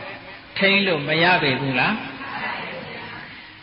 အကယ်၍များမထိန်းဘူးစိတ်ကလေးဟာမကောင်းတဲ့အခြေအနေတွေနဲ့မကောင်းတဲ့စေတသိက်တွေနဲ့ရှင်တွဲသွားလို့ရှိရင်အဲ့ဒီစိတ်ကလေးကိုဗဒုဋ္ဌစိတ်တဲ့ပျက်စီးသွားတဲ့စိတ်လို့ခေါ်တယ်နော်လောဘတွေနဲ့ရှင်တွဲ၍နေမယ်ဒေါသတွေနဲ့ရှင်တွဲ၍နေမယ်မောဟတွေနဲ့ရှင်တွဲ၍နေမယ်အဲ့ဒီစိတ်လေးဟာဗဒုဋ္ဌစိတ်ဒါကြောင့်ဘုလိုမြတ်စွာဘုရားသခင်ကိုရောမြတ်ကဗဒုဋ္ဌေနလောဘဒေါသမောဟတို့ကြောင့်ပျက်စီး၍သာတော်မနတာစိတ်ဖြင့်စေဝတတိဝါအကယ်၍မူလီပြောဆိုလိုက်မယ်ဆိုရင်စေကရောတိဝါအကုန်ရင်တစုံတစ်ခုကိုပြုလိုက်လုံးမယ်ဆိုလို့ရှိရင်ဟောစိတ်ကလေးမှာသူ့ဘာသူသဘာဝအတိုင်းမနေဘဲနဲ့ထိုစိတ်ကလေးဟာအတွေးအကြံတွေရဲ့နောက်လိုက်ပြီးတော့လောဘဖြစ်သွားမယ် လောဘကြောင့်ထိုစိတ်ကလေးဟာညှဉ်းနှွမ်းပြီးတော့ပျက်စီးသွားမယ်ဒေါသနဲ့ရှင်တွဲလိုက်လို့စိတ်ကလေးဟာညှဉ်းနှွမ်းသွားမယ်ဆိုလို့ရှိရင်အဲ့ဒီညှဉ်းနှွမ်းသွားတဲ့ပဋုဋ္ဌစိတ်ကလေးနဲ့ဘာပဲပြောပြောအကောင်းမပြောတော့ဘူးတဲ့နော်အဲ့ဒီလောဘဒေါသနဲ့ရှင်းလာတဲ့စိတ်ကလေးကအဲ့ဒီစိတ်နဲ့စကားပြောပြီးဆိုရင်ဘာတွေပြောတော့ဝစီတုစရိုက်လိန်ပြောမယ်ဟုတ်ကလားမုတ္တဝါဒပိတုနာဝါစာတယောက်နဲ့တယောက်မတည့်အောင်ခုံတိုက်မယ်ဖုတဝါစာနေမဲငဆဆဲရိမယ်တာကပလာပအကျိုးမရှိတဲ့စကားတွေပြောဟောဝစီတုစရိုက်တွေလောဘနဲ့တွဲလာပြီးတော့လောဘနဲ့ရှင်တွဲနေတဲ့စိတ်ရှိတဲ့ပုဂ္ဂိုလ်ဒီဘယ်တော့မှအကောင်မပြောတော့ဟုတ်ကဲ့ဒေါသနဲ့ရှင်တွဲပြီးတော့လာတဲ့ပုဂ္ဂိုလ်ဟာလည်းပြောသမျှစကားဟာဒုစရိုက်ကလွတ်တဲ့စကားမရှိဘူးထို့တူပဲလှုပ်လိုက်လို့ရှိရင်မကောင်းတာပဲလှုပ်တယ်ဒါကြောင့်မလို့မြတ်စွာဘုရားသခင်ကိုရောမြတ်ကပဒုဋ္ဌေနလောဘဒေါသမောဟစသည်ကြောင့်ပျက်စီး၍နေသောမနသာစိတ်ဖြင့်စေပါတတိဝါအကယ်၍ပြောဆိုမူလီပြောဆိုညစေကရောတိဝါတစုံတစ်ခုကိုမူလီပြုလုပ်ညတတော်ထိုသို့ပြုလုပ်ပြောဆိုခြင်းကြောင့်နံပုဂ္ဂလံထိုပုဂ္ဂိုလ်တို့ဒုက္ခဆင်းရဲသည့်အနွေတိထက်ချပကွာလိုက်ပါ၍နေလေတော့၏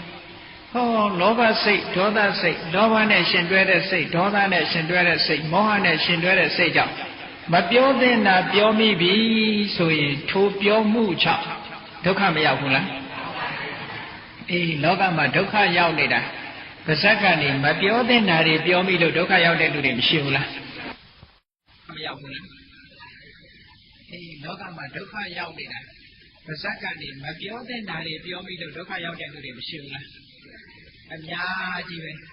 အဲ့ဒီလူဟာမပြောသင့်တာဘာကြောင့်ပြောလဲဆိုရင်လောဘကြောင့်ပျက်စီးသွားတဲ့စိတ်နဲ့ပြောနော်လောဘကြောင့်ပျက်စီးသွားတဲ့စိတ်ဒေါသကြောင့်ပျက်စီးသွားတဲ့စိတ်မောဟကြောင့်ပျက်စီးသွားတဲ့စိတ်ကလေးနဲ့ပြောလိုက်မယ်ဆိုရင်အကောင်းမပြောပါမပြောကောင်းမပြောသည့်အတွက်ကြောင့်ဒုက္ခတွေထိုပြောမှုကိုအကြောင်းပြုပြီးတော့ဒုက္ခတွေဖြစ်ရတယ်ဟောလှုပ်တဲ့အခါမှာလည်းပဲထို့တူပဲမကောင်းတာပဲလုပ်မိတယ်စိတ်ကလေးဟာလောဘဒေါသမောဟကြောင့်ပျက်စီးသွားပြီးထိုစိတ်ကလေးကိုခြေခံပြီးတော့လှုပ်သမျှအလုပ်ဟာလည်းအကောင်းမဖြစ်တော့ဘူးမကောင်းတဲ့အလုပ်လုပ်မိလိုက်လို့ရှိရင်တို့မကောင်းတဲ့အလုပ်ကိုလုပ်ခြင်းကြောင့်ဒုက္ခတွေနောက်ကမဖြစ်လာဘူးလားဖြစ်လာတယ်တဲ့နော်အဲ့ဒါကိုမြတ်စွာဘုရားသခင်ကိုရောမြတ်ကတတော်ထိုပြုလို့ပြောဆိုခြင်းကြောင့်နံပုဂ္ဂလံထိုပုဂ္ဂိုလ်တို့ဒုက္ခဆင်းရဲဒုက္ခအခုသမျှသည်ဒီဘဝမှာလည်းဆင်းရဲဒုက္ခဟောဒေါသကြောင့်သူလိန်ပြောမိတယ်ဆိုဟာဒီလူကလူလိန်နဲ့ဘေးကလူတွေအမိတ်ဆွေတငယ်ချင်းတွေကရှောင်ကြဟုတ်ကဲ့ဒီလူကတော့ဘယ်တော့မှမှန်တာမပြောဘူးဒီလူကဘောက်ဓာတွေပြောတယ်စသဖြင့်မိတ်ဆွေတငယ်ချင်းတွေကရှောင်ကြတယ်ဒီလူကအကောင်းမလုပ်ဘူးမကောင်းတာတွေလုပ်တယ်ဆိုမိတ်ဆွေတငယ်ချင်းတွေကရှောင်ကြပတ်ဝန်းကျင်ကလည်းသိလာဟောဒီဘဝတွေမှာကဲ့ရဲ့ပြစ်တင်ခြင်းဆိုတဲ့ဒုက္ခတွေမခံရဘူးလားကဲ့ရဲ့ပြစ်တင်တဲ့ဒုက္ခတွေအမျိုးမျိုးခံရပြီးတော့တမလုံးဘဝရောက်တဲ့အခါကျတော့လေဟောအပင်ငယ်ကြတဲ့အခါမှာကြီးကျယ်တဲ့ဒုက္ခတစ်ခါခံရပြန်ဒါကြောင့်မလို့မြတ်စွာဘုရားကမကောင်းတာပြောမိပြီးမကောင်းတာလုပ်လို့ရှိရင်အဲ့ဒီမကောင်းတာပြောခြင်းပြုလုပ်ခြင်းကိုအခြေခံပြီးတော့ဒုက္ခတွေဒီပုဂ္ဂိုလ်ရဲ့နောက်မှာလိုက်နေတယ်ဘယ်လိုလိုက်တယ်လဲလို့ဆိုရင်စက္ကဝဝဟာတော်ဗလားဝဟာတော်လဲမှာကထားတဲ့နွားရဲ့ပဒံခြေရာတို့စက္ကံလဲပြီးကြီးဒီအမေကြီးဤဝါထက်ချမကွာလိုက်ပါနေပြီးတကယ်လို့ဒီလဲမြင်ဘူးကြတယ်မဟုတ်လားနွားဟာလဲမှာကထားလို့ရှိရင်နောက်ကဘိန်းကြီးကတခါပဲလိုက်နေတော့တာပဲနော်ထက်ချမကွာလဲဘိန်းကြီးလိုက်နေတယ်လို့ပဲတဲ့ဆင်းရဲဒုက္ခဟာနောက်ကနေလိုက်ပြီးတော့နေတယ်ဒုက္ခပေးပြီးတော့လိုက်နေတာအေးအဲ့ဒါကြောင့်မလို့မြတ်စွာဘုရားတကယ်ကိုရောမြတ်ကမိမိတို့စိတ်ကလေးကိုထိန်းရမယ်ပဒုဋ္ဌမနနဲ့တစုံတစ်ခုကိုပြောမယ်ဆိုမယ်လုပ်တိုင်းမယ်ဆိုလို့ရှိရင်ဆင်းရဲဒုက္ခတွေရလိမ့်မယ်ဘုန်းကြီးတို့မြတ်စွာဘုရားတကယ်ကိုရောမြတ်လက်ထက်တော့အခါကာလတော့ကရဟန်းတော်တစ်ပါးဟာဝဲတော်ကရှင်ပါဠလို့ခေါ်တယ်အဲ့ဒီရဟန်းတော်တစ်ပါးဟာတတိမျိုးပါပဲအမတန်ချမ်းသာတဲ့လူမျိုးကနေတရားနာရတဲ့အခါကျတော့သာသနာ့ဘောင်ဝင်ရဟန်းကပြီးတော့တရားဓမ္မကြီးကျယ်ကျုပ်ကိုအားထုတ်တော်တယ်သွားပြီးတော့အပေါ်ရန်နေနဲ့အားထုတ်ဘယ်လောက်ထိအောင်အားထုတ်လဲဇွဲဘယ်လောက်ကောင်းတယ်လဲလို့ဆိုလို့ရှိရင်ထိုင်ခြင်းသွားခြင်းရက်ခြင်းဆိုတဲ့ ရိယာပုတ်သုံးပါးတယ်လိုက်အောင်ခြင်းဆိုတဲ့ဣရိယာပုတ်ပယ်လိုက်သူတသက်တာတရားအထုတ်နေတဲ့အချိန်တွင်မှာဘယ်တော့မှကြောခင်းပြီးတော့မအိပ်ဘူးထိုင်ပြီးတော့တရားအထုတ်မယ်ဉာဏ်လျှောက်ပြီးတော့တရားအထုတ်ဇွဲကောင်းကောင်းနဲ့တရားအထုတ်လိုက်တာဘာဖြစ်လာလဲလို့ဆိုလို့ရှိရင်2 လလောက်တရားအထုတ်လိုက်တဲ့အချိန်မှာမျက်စိယောဂရဘုန်းကြီးတို့ပြောအောင်သားပြောအောင်သမီးတွေစဉ်းစားလိုက်ပဲတရားအထုတ်လို့မျက်စိယောဂရတယ်လို့ထင်ကောင်းထင်တယ်မဟုတ်ဘူးနော်တရားအထုတ်လိုက်တဲ့အခါမှာသူမျက်စိယောဂရလာအကြောင်းတရားကဘာလဲလို့ဆိုမအိပ်မနေပဲနဲ့တရားအထုတ်လာသည့်အတွက်ကြောင့်အတိတ်ဘဝကကျူးလွန်ခဲ့တဲ့ပြစ်မှုဆင်းရဲဒုက္ခကိုပေးဖို့ရောက်ပါတယ်အဲ့ဒါနဲ့မျက်စိယောဂရပြီးတော့နောက်တော့မျက်စိကွယ်သွားတဲ့အဆင့်ရောက်သွားအဲ့ဒီယဟန်တော်ဟာမျက်စိလည်းကွယ်သွားရောကိလေသာအတော်တွေကုန်ပြီးတော့ယဟန်တာဖြစ်သွားတယ်မျက်စိနှစ်ကွယ်အလင်းမရတဲ့အချိန်မှာယဟန်တာကြီးဖြစ်သွားတယ်မျက်စိကွယ်သွားတာရဲ့ယဟန်တာဖြစ်တာရဲ့တစ်ပြိုင်နက်ဖြစ်သွားတယ်နော်အေးယဟန်တာဖြစ်တော့တရားတွေကောင်းရင်တန်းတယ်ဘာဖြစ်လို့မျက်စိကွယ်ရတော့ဆိုတော့အတိတ်ဘဝကဆင်းရဲဒုက္ခလိုက်နေပုံကိုဖြစ်တခုသောဘဝမှာသူကဆေးဆရာတတ်ဖြစ်ခဲ့မျက်စိအထူးခုဆရာပေါ့မျက်စိအထူးခုဆရာကအမတန်ကောင်းလာတဲ့အစွမ်းထက်တဲ့မျက်စိနဲ့မျက်စိခုကိုသူဆေးပြောစုံနဲ့ကြေးရွာတွေလှဲပြီးတော့မျက်စိရောက်လာခုရွာတွေရွာရောက်တဲ့အခါကျတော့အမျိုးသမီးတယောက်ကမျက်စိမကောင်းဘူးမျက်စိမကောင်းတော့အဲ့ဒီအိမ်ရောက်တဲ့အခါကျတော့အဲ့ဒီယောဂအကြောင်းဆွေးနွေးပြီးတော့မျက်စိအထူးခုဆရာကဗာပြောတော့ဆိုလို့ရှိရင်ဒီယောဂဒီမျက်စိကိုကျွန်တော်ရအောင်ခုပြင်မယ်ခုရင်ဆေးဘဝကဘယ်လောက်ပေးမလဲတဲ့စကားပြောတယ်နော်အဲ့ဒါလို့စကားပြောတဲ့အခါကျတော့မျက်စိယောဂဖြစ်နေတဲ့အမျိုးသမီးကဗာပြောတော့ဆိုဆရာရဲ့ပြောင်းအောင်သာခုပါကျမမျက်စိပြောက်လို့ကတော့လူကိုယ်တိုင်ကြုံခံပါမယ်သူကလည်းစကားလုံးကြီးကြီးနဲ့ပြောလိုက်တာပေါ့နော်စကားလွန်အောင်ပြောတာလူကိုယ်တိုင်ကြုံခံပါမယ်မိုက်ဆန်တော့မပြောနဲ့မျက်စိသာပြောက်အောင်ကိုလူကိုယ်တိုင်ကြုံခံမယ်ဆိုတော့ဆေးဆရာကလည်းအေးကောင်းပြီခင်ဗျားစကားကြီးစီဆိုပြီးတော့အမတန်အစွမ်းထက်တဲ့မျက်စိကိုခတ်လိုက်တဲ့အခါတစ်ချိန်ခတ်ရုံနဲ့သူ့မျက်စိယောဂကပျောက်အဲ့ဒါလို့ပျောက်သွားတဲ့အခါကျတော့ထိုအမျိုးသမီးကသူ့စကားနဲ့သူစကားတော်ကြုံဖြစ်ဆိုကြုံဖြစ်ရတော့မှကျတော့သူကြောက်လာတော့ဆေးဆရာနောက်တစ်ခေါက်လာတဲ့အချိန်မျက်စိယောဂအချိန်တွေလာပြီးတော့မေးတဲ့အချိန်ကိုဘာပြောတော့ဆိုဆရာမျက်စိခတ်လိုက်တဲ့အချိန်ကကျမမျက်စိပို့ပြီးတော့ဆိုးသွားပါတယ်ဆိုပြီးတော့အမျိုးသမီးကလည်းလိန်တော့တာနော်ကြုံဖြစ်တော့ပါဘူးအဲ့ဒါလို့လိန်တဲ့အခါကျတော့ဆေးဆရာကလည်းသိတယ်ငါ့ကိုဆေးဘဝကမပေးခင်လို့လိန်တာပဲလို့ဆိုပြီးအမတန်မှအစွမ်းထက်လာတဲ့မျက်လုံးကိုကမ်းသွားစေတတ်တဲ့မျက်စိတစ်မျိုးကိုခေါ်ဆက်ပြီးထိုအမျိုးသမီးကိုမျက်စိကမ်းအောင်ဆေးခတ်ပေးခဲ့တယ်ကဲစဉ်းစားကြည့်ပိုက်ဆံမပေးခြင်းနေသူ့မျက်လုံးတော့ကကမ်းအောင်လုပ်မယ်ဆိုတာပါတော့ဒေါသမဟုတ်လားဟုတ်ကဲ့လားမချေနှက်တာငါ့ကိုပိုက်ဆံမပေးခြင်းလို့ဆေးဘဝကမပေးခြင်းလို့ဒီလိုလိန်တာသူ့တော့ပြီးစေမယ်ဆိုဒေါသဖြစ်တာဟုတ်လားအေးအဲ့ဒီဒေါသဖြစ်သည့်အလျောက်သူဘာလုပ်လိုက်လဲဆိုရင်မျက်စိကန်းစေတတ်တဲ့ဆေးကိုခတ်ပေးလိုက်တယ်တဲ့ဟောခတ်ပေးလိုက်သည့်အတွက်ကြောင့်ခေါင်းကပြောတဲ့မဒုဋ္ဌေနလောဘဒေါသမောဟတို့ကြောင့်ပျက်စီး၍နေသောမနတစိတ်ဖြင့်ပျက်စီးသွားတဲ့စိတ်နဲ့လောက်တာသူနော်စိတ်ဆိုးစိတ်မိုက်တဲ့စေဘဂတိဝါကဲပြီးပြောဆိုလိုက်မယ်စေကရောဒီဝါအကယ်၍ပြုလုပ်လိုက်မယ်ဆိုလို့ရှိရင်တတော်ထို့သို့ပြုလုပ်ပြောဆိုမှုကြောင့်ဒုက္ခံဆင်းရဲဒုက္ခသည်အတွေ့တိထက်ချမကွာလိုက်ပါ၍နေလေတော့၏အဲ့ဒီတော့ကမျိုးသမီးတရားကိုမျက်စိကန်းအောင်လုပ်ခဲ့လို့ဘဝပေါင်းများစွာမျက်စိကန်းရဟန္တာဖြစ်တဲ့ဘဝထီအောင်ဟောဒီမျက်စိဝေဒနာဖြစ်တယ်ဘုန်းကြီးတို့တရားချက်ကသူတော်တဲ့ပြိဿတို့လူချင်းတူပေမဲ့လို့လောကမှာမျက်စိယောဂါတွေဖြစ်ကြတယ်သူများတဲ့ပိုးပြီးတော့မျက်စိဒုက္ခရောက်တယ်ဆိုတဲ့ပုဂ္ဂိုလ်တွေဟာအတိတ်ဘဝတုန်းကအခုလိုဒေါသအခြေခံပြီးတော့ပြမှားခဲ့တဲ့အကုသိုလ်တွေရှိကောင်းရှိနိုင်တယ်နော်ဒါကြောင့်မလို့ကိုယ်စိတ်လေးကိုမထိန်နဲ့ဘူးလားအကယ်၍များနော်ပိုက်ဆံမပေးခြင်းနဲ့နေပါစေသူ့မျက်စိတွေကောင်းသွားတယ်ဝမ်းသာတယ်ဆိုတဲ့မေတ္တာကလေးနဲ့ကြားဆိုရင်ဒီလိုဖြစ်ပါမလားမ ဖြစ်ဘူး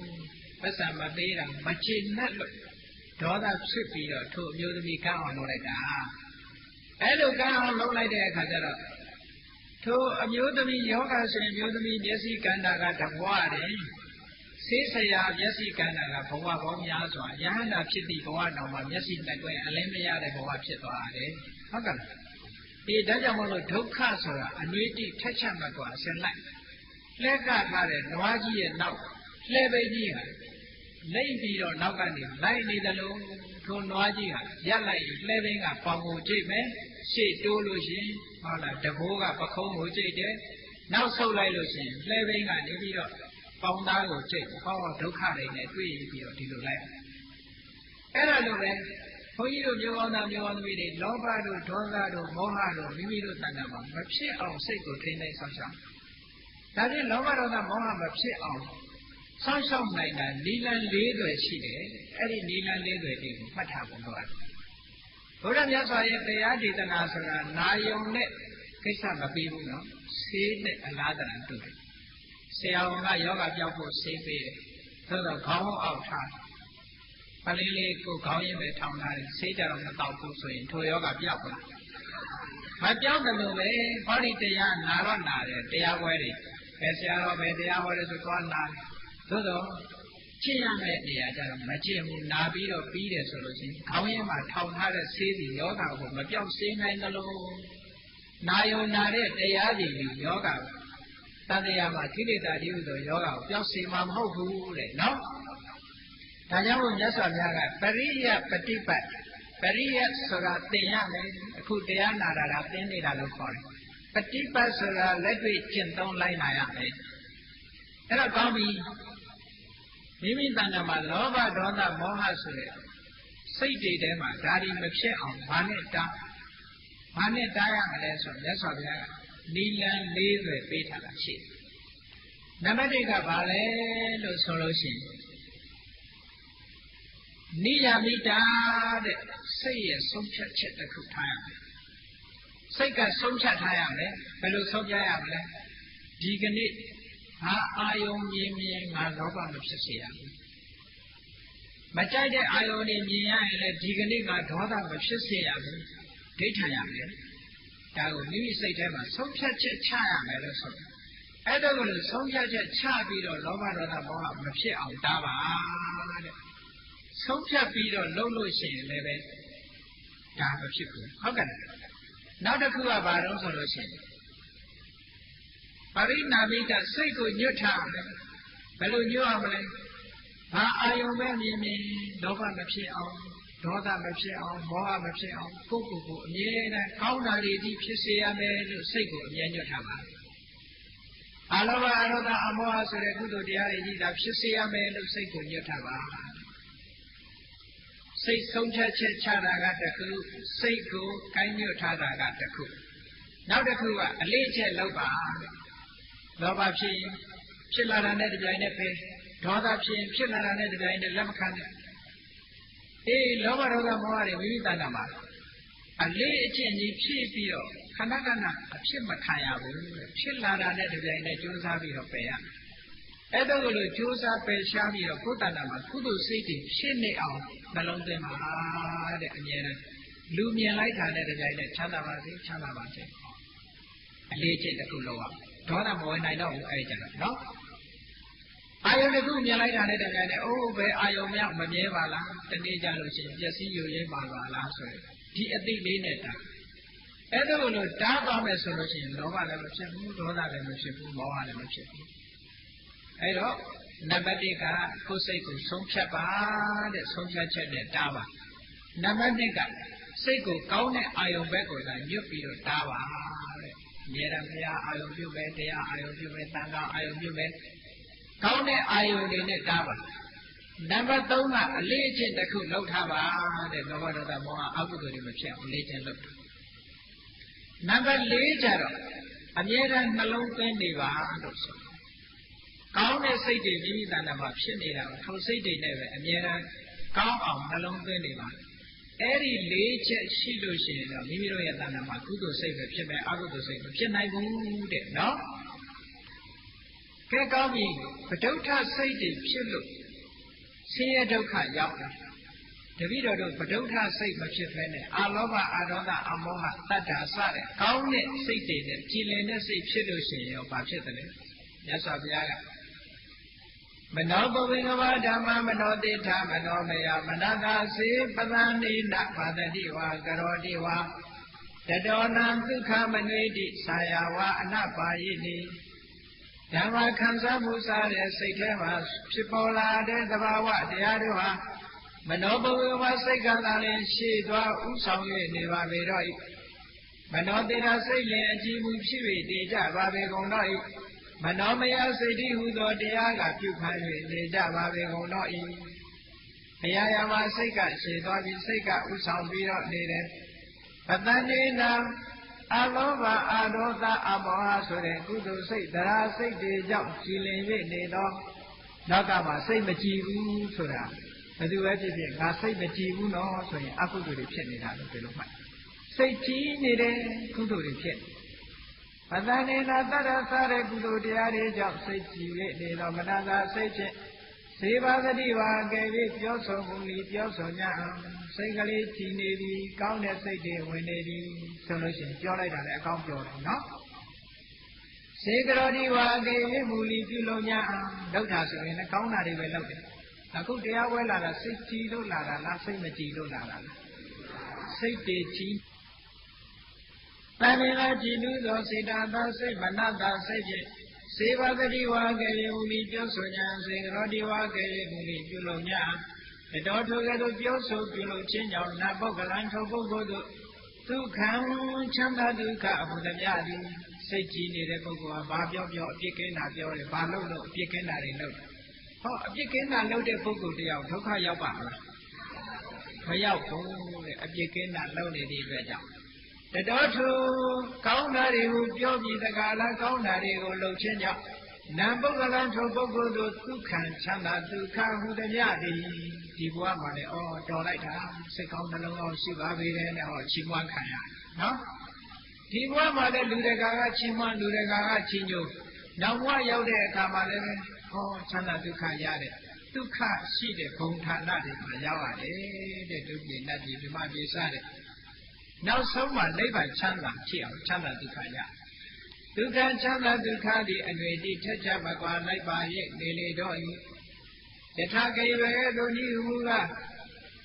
ဆာယဝအနပါယိနိဆာယမိမိရဲ့ကိုယ်ကထွက်ပေါ်လာတဲ့အရေးဟာ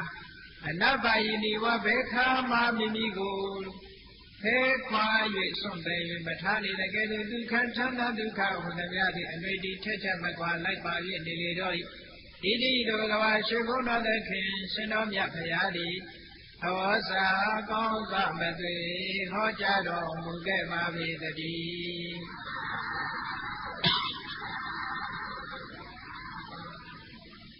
းဒါကြောင့်မို့လို့အရာရာကစိတ်ကဥဆောင်ကြည်လင်တဲ့စိတ်ကလေးနဲ့ဘာလို့လို့ကောင်းတာတွေဖြစ်တယ်ဘုရားမြတ်စွာလက်ထက်တော်ခါကာလတုန်းကမျိုးကောင်းသားလေးတယောက်သူကအမတန်ချမ်းသာတဲ့တထေးသားပဲသို့တော်သူ့အဖေကကတ်စင်းနေသိပြီးတော့နှမျောတဲ့လူကြီးဘယ်သူမှမပေးဘူးဒါကြောင့်မို့သူ့ကိုဘယ်သူမှမပေးသည့်အတွက်ကြောင့်အတ္တိဏပုပ္ပကလို့နာမည်တက်ထားကြတယ်ဘယ်သူကိုမှဘာမှပေးလို့မရှိတဲ့ပုဂ္ဂိုလ်နော်နှမျောလိုက်တာတော့ဘယ်လောက်ထိနှမျောတော့တနေ့ကျတော့သူ့သားလေးကလည်းတယောက်တည်းရှိတယ်အဲ့ဒီသားကလေးကိုတော့တသားဆင်ပေးခြင်းပါရဲ့ဆင်ပေးပြီမဲ့လို့ပဒိဆရာကိုအပ်ပြီးတော့လှပ်ပါတဲ့လက်ဝတ်တန်းစာလေးလုပ်ရင်ပတ်စံကုန်ပါဆိုလို့သူ့ဘာသူတတ်တဲ့ပညာလေးနဲ့လုပ်ပြီးနှတောင်းကိုလည်းဆင်းလုံးကျော်ရွှေလုံးကြီးလုပ်ပြီးနှတောင်းပန်ပေးထားတယ်ဒါကြောင့်မို့လို့အဲ့ဒီကလေးလေးကိုဆင်းလုံးကျော်နှတောင်းကြီးဟုတ်လားသူများလို့လှလှပပပုံတန်တာမဟုတ်ဘူးရွှေချောင်းကိုလိပ်ပြီးတော့ထားတယ်ဆင်းလုံးကျော်နှတောင်းပန်ထားလို့မထကုံတလီလို့ဒီလိုခေါ်တယ်အဲ့ဒီဒါတော့နှမျောတဲ့တစ်သေးဟာဒီနေ့ကျတော့တဥရိသောတာလေး16နှစ်အရွယ်ရောက်တဲ့အခါယောဂဖြစ်အခုခေတ်ဆိုလို့ရှိရင်ဘာယောဂလဲဆိုသူက jaundice လို့ခေါ်တဲ့ပါတယ်ဒီအတဝါအသေးရောင်ယောဂမျိုးဖြစ်တယ်နော်အတဝါယောဂဖြစ်တယ်အတဝါအသေးရောင်ယောဂဖြစ်တာကို ဆရာဝန်တွေဆေးသမားတွေခေါ်ပြီးတော့ဆေးပွင့်ပတ်စံကုန်မှာနှမျောဒီအတွက်ကြောင့်ဒီယောဂဘာနဲ့ပျောက်တော့ဆေးဆရာတွေကောင်းပြီးတော့ဆေးဆရာတွေကလည်းတောင်းရောင်ပြောကြတာပေါ့ဆေးပြီးတို့တွေပေးဆေးပြီးတို့တွေပေးတော့အဲ့ဒါတွေနဲ့တက်ယောဂကတဖြည်းဖြည်းပြင်းထန်လာခုလို့မရတဲ့အခြေအနေရောက်အဲ့ကြတော့မှဆေးဆရာပဲပင်းတော့ဆေးဆရာတွေကဘယ်သူမှလက်မခံတော့ဘယ်သူကမှတောင်းယူမခုတော့နောက်ဆုံးမှဒီကလေးလေးဟာရေတိမ်နစ်ပြီးတော့တရားမဲ့အခြေအနေမျိုးရောက်သွားတယ်နော်အဲ့လိုတရားမဲ့အခြေအနေရောက်တော့လေဒီလူကြီးကဘလောက်နှမျောတယ်လဲလို့ဆိုလို့ရှိရင်သူကတထေးဆိုတော့လူတွေကတော့တထေးအိမ်ဆိုတော့လာခြင်းညမှာပေါ့လေဒီကလေးလေးနေမကောင်းတာလာမေးတဲ့အခါကျတော့သူ့ပစ္စည်းတွေလူမြင်မှာဆိုလို့ပဲဒီကလေးအိတ်အပြင်ထောက်တာအဲ့ဒီအချိန်မှာမြတ်စွာဘုရားသခင်ကိုရောမြတ်ကဒီကလေးရဲ့အခြေအနေကိုမဟာကရုဏာဘုရားဘကထားတဲ့အခါမြင်တော့မြတ်စွာဘုရားကနန္ဒမောတအလင်းရောက်လို့သံဃာတော်တွေခြံရံပြီးတော့ထိုအိမ်ရှိရာလမ်းမဘက်ကိုဆောင်းကန်ကြွတော့ဒီကလေးလေးဟာယောဂဝေဒနာတွေကနှိမ့်ဆက်ထားတော့မိန်မောပြီးတော့အိမ်ဘက်လှည့်ပြီးစောင်းရက်လေးအိတ်မြတ်စွာဘုရားကဘုရားဘက်ကိုမကြည့်တော့ရောင်ကြည့်တော့လွှတ်လိုက်တော့အလင်းရောင်ဝိုးကနေဝင်းကနေသူ့မျက်စိထဲမှာမြင်လိုက်တော့လှည့်ပြီးတော့ကြည့်တဲ့အခါဘုရားနဲ့သံဃာတွေကိုသူဖူးတွေ့လိုက်ရတယ်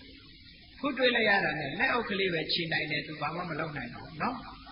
ကြည်နူးတဲ့စိတ်ကလေးနဲ့အော်ဘုရားမှုရှိတဲ့သံဃာတော်တွေကြွလာတယ်လှူကျင်လိုက်တာဒါပေမဲ့ငါမထနိုင်တော့ဘူးဆိုပြီးတော့လက်အုပ်ကလေးနှစ်ဖက်ရှက်လိုက်ရင်းကနေမျက်လုံးလေးပိတ်ပြီးတော့သုတိစိတ်ကြပါတယ်အဲ့ဒီကလေး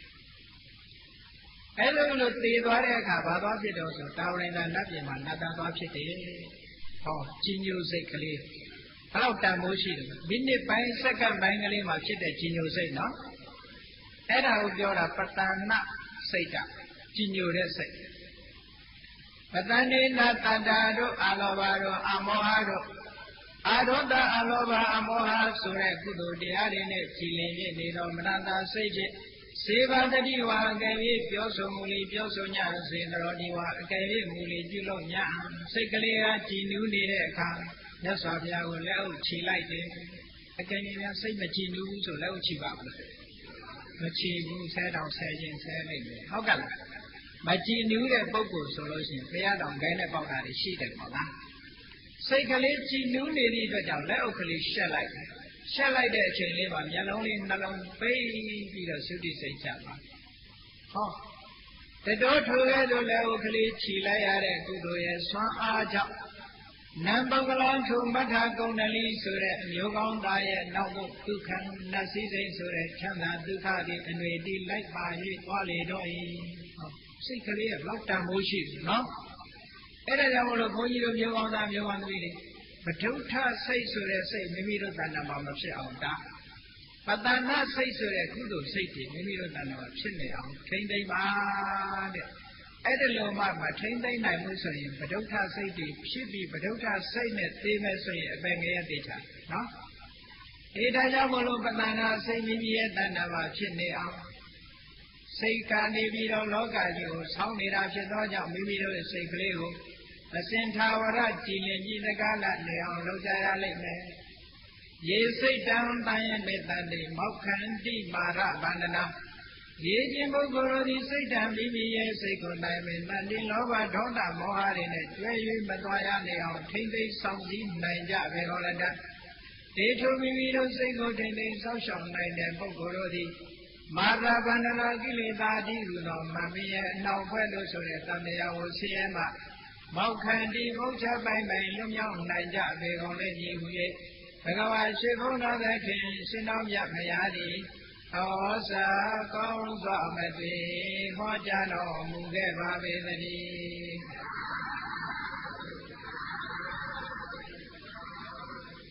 စိတ်တလုံးပိုင်ရင်နိဗ္ဗာန်ရတယ်တဲ့ဒါကြောင့်မလို့တရားချက်ခင်တို့တဲ့ပြိဿတွေမိမိငွေရပါဖြစ်တဲ့စိတ်ကလေးကိုလောဘဒေါသမောဟတွေနဲ့မတွဲစေပဲနဲ့အလောဘအလောဘအမောဟဆိုတဲ့ကောင်းတဲ့သဘာဝတွေနဲ့တွဲအောင်အမြဲတမ်းတတိထားပြီးတော့ကြိုးစားကျင့်ကြံနိုင်ကြပါစေကုန်သတည်း